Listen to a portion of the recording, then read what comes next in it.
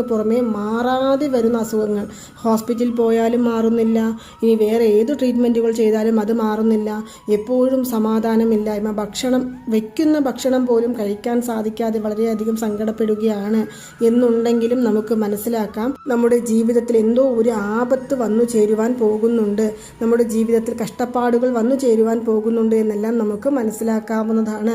ഇത് പറയുമ്പോൾ ഞാൻ ഒരു കാര്യം ഇവിടെ വ്യക്തമായി രേഖപ്പെടുത്താം. നമ്മുടെ സബ്സ്ക്രൈബറിൽ ഒരാൾ, അതായത് നമ്മുടെ കുടുംബാംഗങ്ങളിൽ ഒരാൾ പറഞ്ഞു, ഇടയ്ക്കിടെ ഓരോ പ്രശ്നങ്ങളാണ്, സമാധാനമില്ല, എപ്പോഴും ബുദ്ധിമുട്ടുകളാണ്, എന്താണെന്ന് അറിയില്ല, നേരത്തെ എല്ലാം സന്തോഷത്തോടു കൂടി ജീവിച്ചിരുന്നവരാണ്, പക്ഷെ ഇപ്പോൾ എപ്പോഴും വഴക്കാണ്, പ്രശ്നങ്ങളാണ്, ഇടയ്ക്കിടെ എന്തിനാ ഈ ജീവിതം, ഇത് അവസാനിപ്പിച്ചാലോ എന്ന് തോന്നിപ്പോകുന്നു എന്നെല്ലാം പറഞ്ഞ് വിഷമങ്ങൾ പറഞ്ഞു.